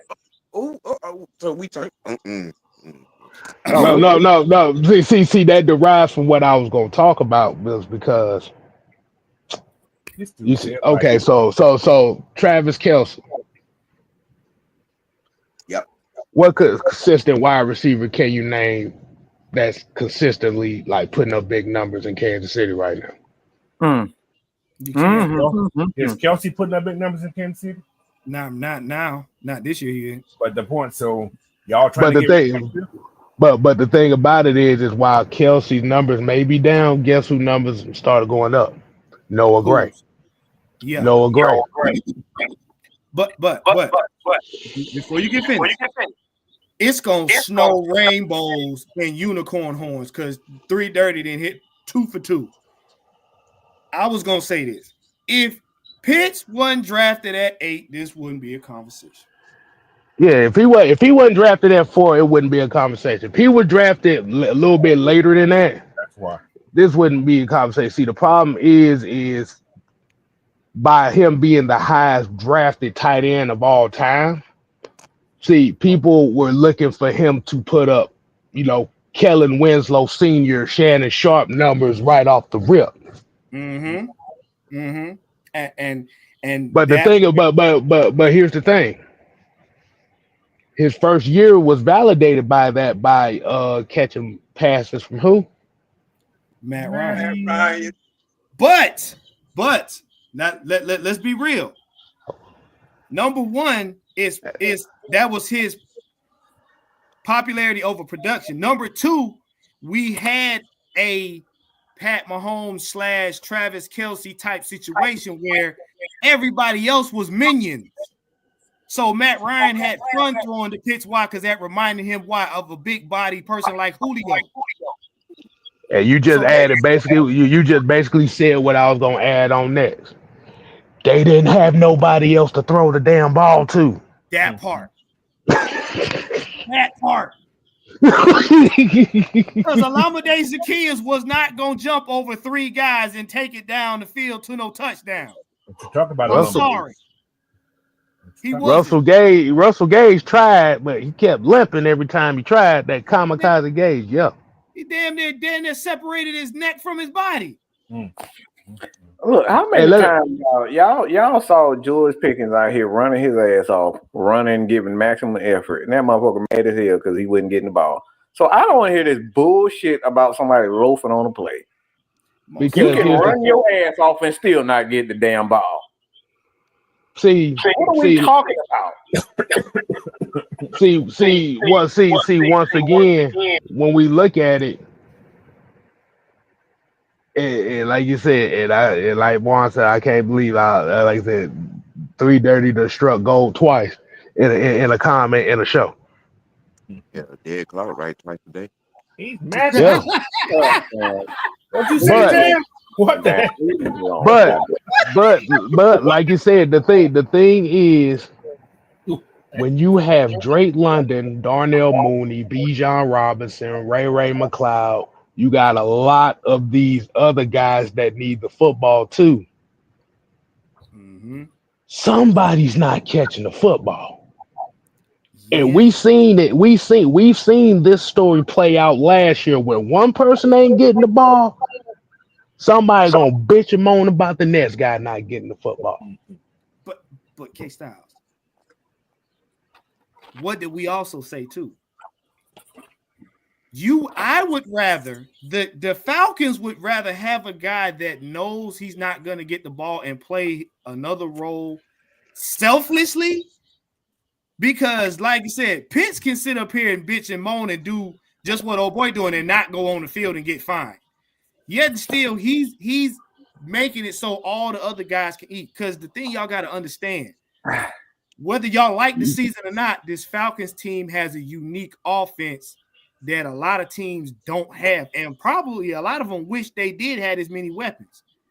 This many weapons on an offense ain't normal.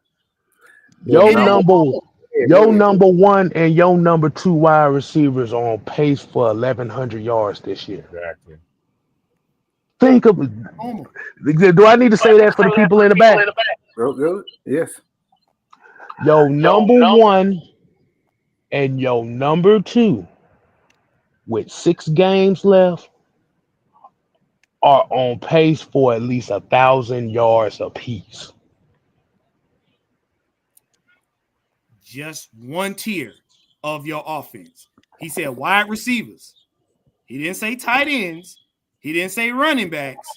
Your running back is on pace for 15 to 16 all-purpose yards this year. Second tier. The Falcons got 3 tiers of weapons now. 6 players on the offense that's weapons. That's what y'all Ray McLeod has about 400 to 500 yards on the season too. Oh, can I point out one real quick thing defensively? Go ahead. Everybody keeps talking about these 5 sacks we got last week. Y'all know T1000 was on the field. Yeah, we know that. Hold on, Sam. Before you get that, to put in perspective what Kev was talking about, how many players on the 2016 team had 1,000 yards receiver? I'll give you one better. How many players on that team had 500 yards receiver? 3. Well, Matt threw touchdown to 13 different players. Only 3 people. That right there, coach. That right there. The new Julio and Freeman. Mm-hmm. And how many players currently on this team that already have 500? 1, 2, 3, almost 4. Mm-hmm. On the game and the season ain't even over with. You're gonna have probably 5 guys for over 500 yards for sure, including Kyle Pitts. But we're up here talking about loafing. We're talking about loafing. And these guys, the season ain't even over with. So we can't say, it's because they had an extra game. The season ain't even over with. And these guys already got damn near 500 yards. We almost got 5 guys with 500 yards. Now, but we up here talking about loafing. Bro, what are we talking about? We got to stop listening to this media-driven fan bullshit about team players loafing. You don't loaf your way to 500 yards, okay? You can't. Unless you get hit upside the head like you got them getting super kicked by Shawn Michaels. That's the only way it can't happen. I get that the team is not where y'all want it to be. I get that your favorite players may not get the numbers that you probably play on Madden in a season on whatever setting you put it on. I tell you, some of y'all playing it on special. Where you got what? Where you got Forrest Gump, as a quarterback and Radio as the running back. I get it. Y'all got 10,000 yards in a season. I get it. Yeah. Reverse is this. What you got to understand is this. You have almost all of your playmakers on the offense with great numbers, and they ain't even nowhere near the playoffs yet. Imagine if, and this is a tall if with a fifth, imagine if we get our act together in these next games going into the playoffs. You got some players right now breaking 1,000 yards a piece. Southside, I wish I could loaf my ass up, man. I'd be a big fattest goddamn what that motherfucker name? No, Gary, wait, no. What's that motherfucker name? I'd be as fat as his ass if I was getting loaf. Look. I'm about to put that loafing shit to bed. Some of y'all motherfuckers can't loaf y'all way to the time clock. So let's stop it. Let's just cut it out. Some of y'all work from home. Some of y'all work from home and can't loaf y'all asses to the computer. So how are we talking about millionaires that make more money that you gonna see in your lifetime talking about they loafing? How about you loafing? Shut up. That loafing is such a myth. Like it's such a media-driven bullshit garbage. Like you can't loaf your way into 500. You would get your ass destroyed in the NFL. You can't loaf your way into that, bro. You know, that's another stat in here I'm just looking at right now. All these guys are averaging over 10 yards a catch. That's pretty. That's pretty good. Pretty good, actually. Although we had some bumps. We had a lot of bumps. I'm gonna tell you, we had a lot of bumps in the road with this team. And offense was kicking butt earlier. Defense was just doing what it was doing. But now it seems like it's reversing. So only thing I said, this is a head coach problem now. He needs to bring it all together as one. Because everything's there. So until he does that, man, we're gonna be still in the same damn boat. We got to get more back under control. Coach, I said that. I said, look at this shit here. I said, let me find out. Raheem said, oh, y'all bitching and complaining about us not having a defense, huh? Okay, Jimmy Lake, since they don't think I let you do your job, go ahead and run it. Jimmy Lake ran it. We got 5 sacks. He looked over there at the offense. Oh, well, Kirk, you know, you a veteran. You'll figure it out. Have at it. That's exactly what happened in that game. And that's why he looking up at the scoreboard like this some bullshit. I told Kirk to have at it, not give it away. But you didn't go to the sideline and say, Kirk, come on now. You a veteran. Shake that shit off. I'm gonna tell Zach to dial it back. You just manage the ball. Don't make no interceptions. He ain't do none of that. Ball. 6 yards to carry. Just run the fucking ball. Yeah. I understand you got the skies, but run the ball. They couldn't stop. They couldn't stop the run game. They couldn't stop the run game for whatever. You dirty. You gonna turn back retarded? Okay? No, you can't. No, you can't. Look, stats cannot be misleading. When you talk about certain stats, can't be 10 yards a catch when you got over 20, 30 catches. They are not misleading. No, it's exactly what they are. Okay? I told y'all, dead clock. Try to be nice, goddamn. What? What do you mean? It just played out right in front of you. I tried to told you a dead clock right twice a day. Hey, look. No, it's not, Clay. No. Nah, that's not what I'm saying, Clay. Because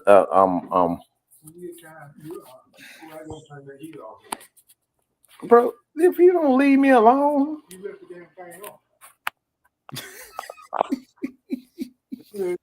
Telling me to turn something off. Wait, you could have just did it yourself.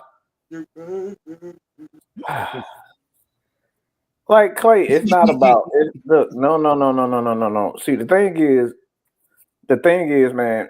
Look, y'all, you're accusing him of not playing hard. That's what you're accusing him of. Coach, let me ask you a question. If you're not playing hard on the field, what happens to you? You get hurt.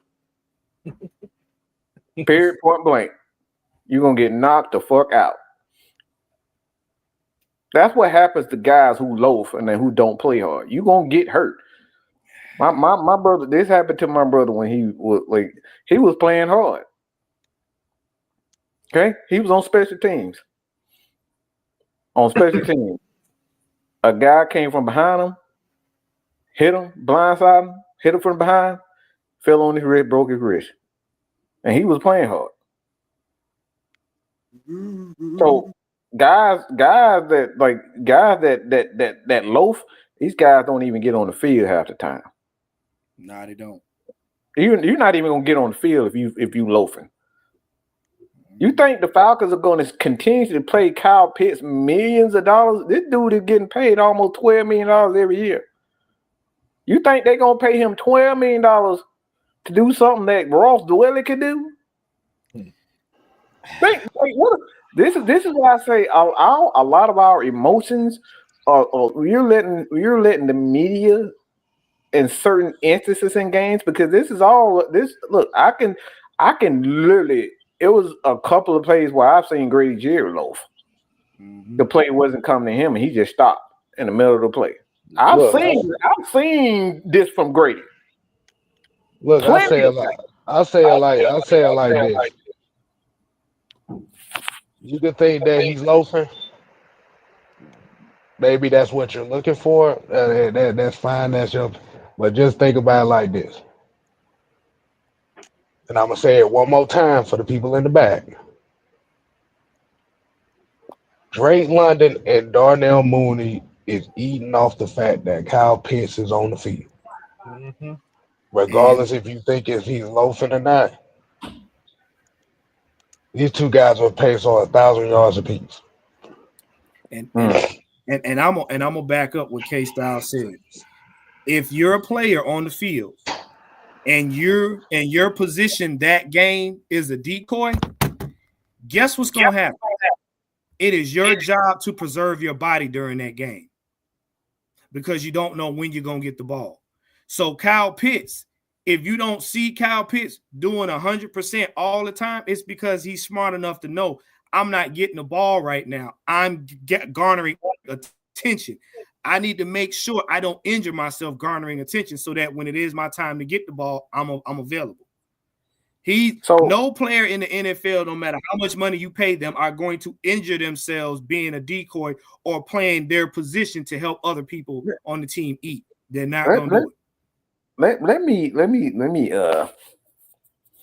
me ask a question, because everybody keeps talking about how many times have you seen Kyle Pitts in the course of the game loaf?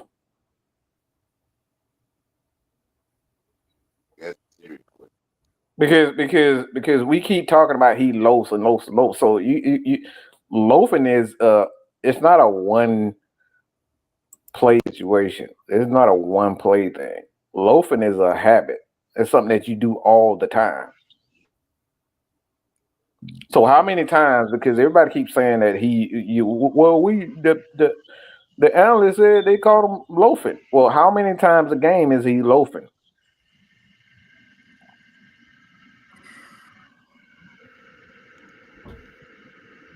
So maybe what you guys are catching is just one of those off plays, because again, I can find an off play from every. I can really find an off play from every. Even the Aaron Donald. I've seen Aaron Donald just sit there and not do anything on the play because the play ain't coming near him, and it's damn near over with.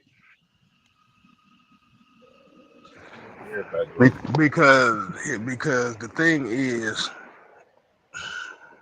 and I'll say this, and Mike, you may agree with me on this one. The problem is everybody was looking for Kirk Cousins to have one of those Peyton Manning seasons with 3 receivers over 1,000 yards. Mm-hmm. Let me repeat that again. Mm-hmm. Y'all wanted Drake London to catch 1,000 yards. Y'all want Kyle Pitts to catch 1,000 yards. Y'all want Darnell Mooney to catch 1,000 yards. Y'all want Bijan to run for 1,000. Then you want Tyler Algier to run for 1,000. All in the same damn season. On top of, I got a question. I got a question behind that logic. How in the fuck is that gonna work? It's not. Kirk gonna have to throw $100 a game, bro. we scoring 40 points a game. And look, on top of that, we're winning every game. You got to win every game because ain't no way in hell you got 1,000 yards per player and we ain't winning. We 6-6. No, no. They ain't gonna look. Ain't nobody gonna get fired. They just gonna disband the damn team. I just want the people that said Clay. Everybody said that he's a loafer. Like again, how many? Look, y'all have an opinion, but like if you have an opinion, you got to have proof of that. When you hear ESPN, when you hear Good Morning Football, when you hear these media outlets say a player is loafing, what they mean is they're not playing to the expectations that media pundit has set for that player personally. Because every player loafs, because every player gets tired. Every player knows when they're not being utilized to the set that which they're accustomed to. And you as a player are still a human being that's getting paid a lot of money. Like, bro, okay. That's just like when you got basketball players on the court and they not in that full rotation. A lot of them players, what happened? You got the superstar, he gonna get the ball. A lot of times when the superstar get the ball more than 80% of the time, them other guys that's supporting cast, they watch the superstar play the game. They watch the superstar play the game. Why? I'm not gonna kill myself trying to run around looking like I'm gonna get the ball. They not. Because why? At the end of the day, if I kill myself to look like I'm gonna play, when it's my time to play, I won't be available. You think Matt Ryan was finna get his ass knocked out by old boy when he got on that reverse? He got his ass straight to that damn ground. Right. That motherfucker eye got big here. He's like, nope, not me. I don't think so. He said they don't pay me to do this. Right. That's like you look. That's like you working in a warehouse because I worked in one case I was working with. That's like them telling Kev, we want you to take that low. We'll take that little lift, ride your ass up and down these damn things 25 times, but we ain't gonna give you no tires. You just doing that shit for fun. Kev gonna be like, nigga, I'm gonna sit in the corner and wait for y'all to call me. I've seen Julio just stand there on the spot. Yeah, I do one even better. I'm gonna go sit my ass in one of those locations and go to sleep. That's what I'm gonna do. So all we saying at the end of the day, man, it's like when it comes down to certain players, everybody have a certain expectation, and if that guy doesn't meet said expectations, they get accused of not caring, of not giving they giving they all. Like let me make another comparison. And I know Sam probably gonna like this. You know this guy named Dennis Rodman? When that motherfucker was on offense, did he look like he wanted to shoot? No. Nope. Did he look like he was trying to shoot? No. Nope. Nah, that motherfucker was looking for somebody's bones to grab. That's what I'm talking about. Was he loafing on offense or was he just doing his damn job? He was doing his job, setting picks, running the flow, hey, getting in the rebound position. So all I'm saying is just like when it comes down to it, certain players are what they are. Certain players like Alger Robinson, their job is to do one thing: is to run deep, fast, quick as possible. That's all they supposed to do. They don't pay him to block.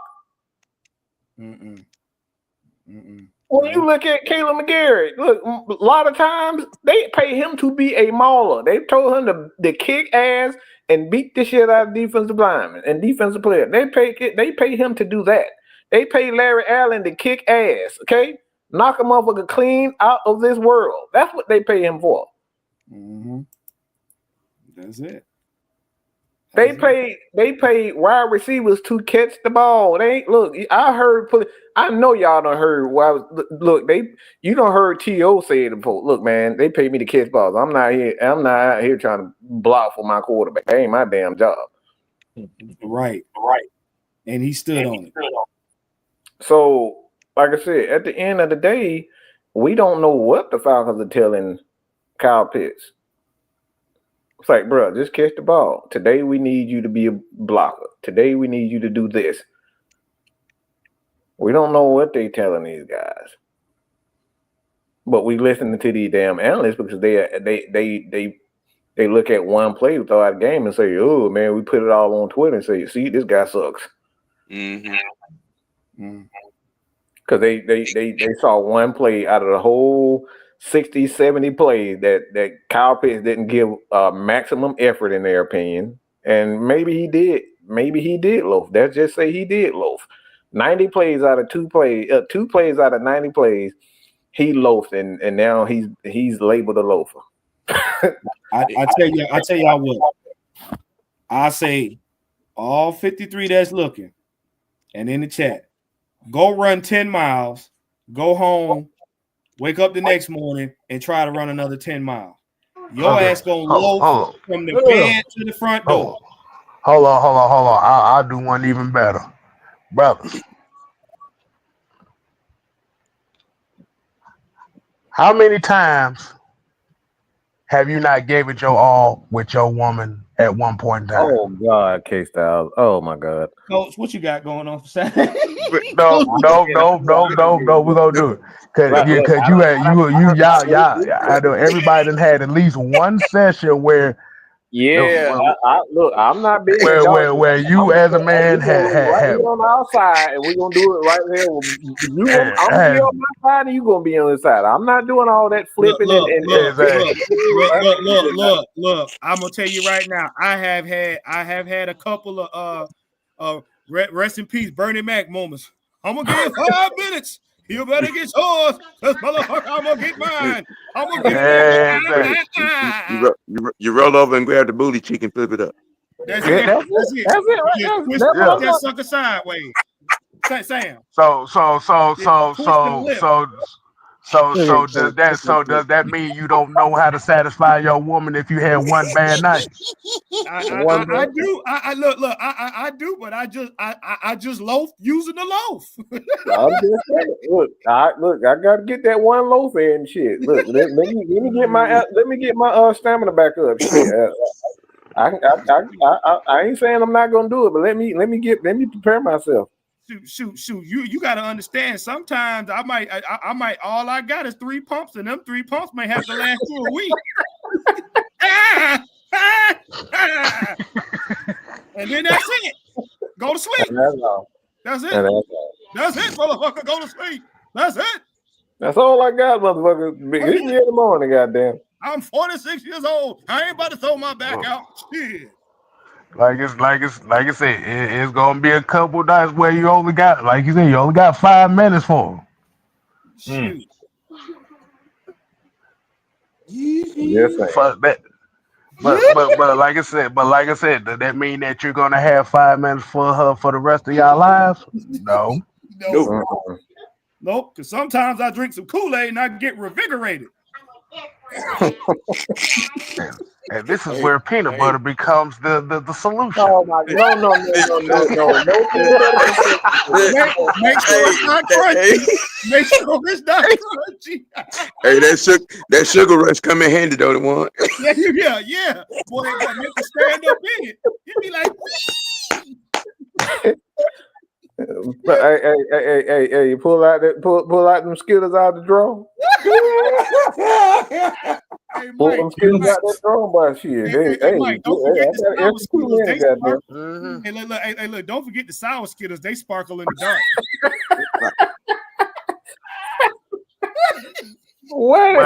But I'm using the example to say this. Whether he has the reputation of loafing or you think he's loafing, everybody else is eating off this mug.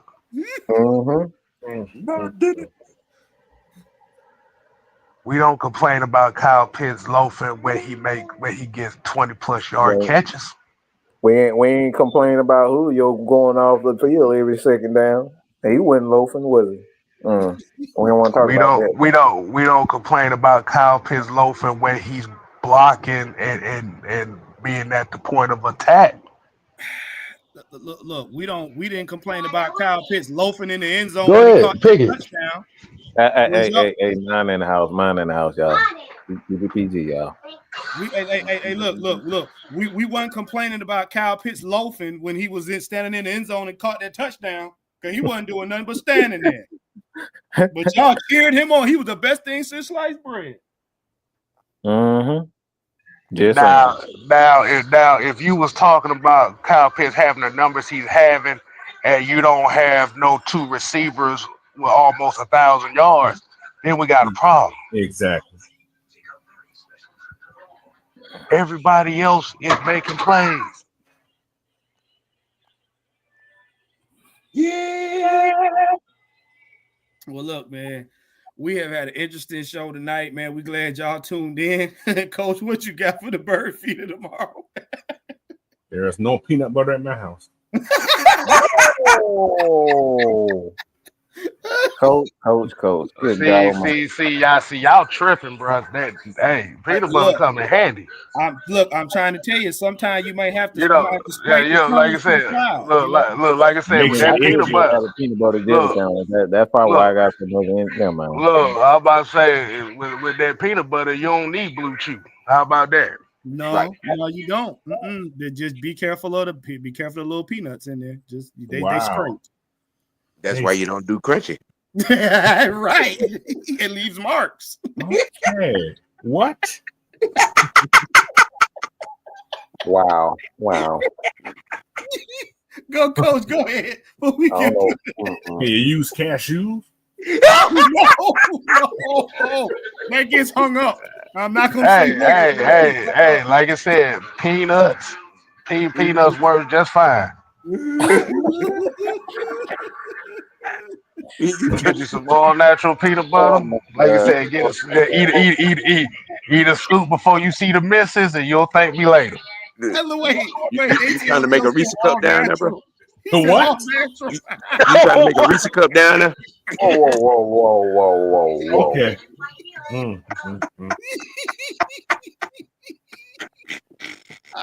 Oh my God! Go ahead, man. Hurry up, because this is going left. Go ahead, Coach. Please go, because I will be on in the morning. And pie me up there. I don't trust that. All right, hey, just check me out in the morning, man. I have something to talk about. Coach can't even finish. Oh my goodness. Hey, look, if y'all want to hear any more peanut butter confessions, y'all got to go to Patreon, $10.99. We not doing this. Oh my God. Look, man, we gonna thank y'all for tuning in. Y'all need to go pray after the show because we ain't right. Jif, Peter Pan. Hey, no, I like Jif because Jif is smooth. It's got that smooth texture. And don't ask me why I know. From my Reese cup. Look. I ain't shame. I use a spatula. Just don't ask me why. Hey. What? Metal, plastic, wood. What? No. You gotta use plastic. You know, you don't want to use metal or wood. You get splinters. Right. Yeah, you don't want to use. Nope. We no. Hey, somebody say some. You know what? I'm done. And I know y'all ain't talking about it. Y'all see folks over here roasting people.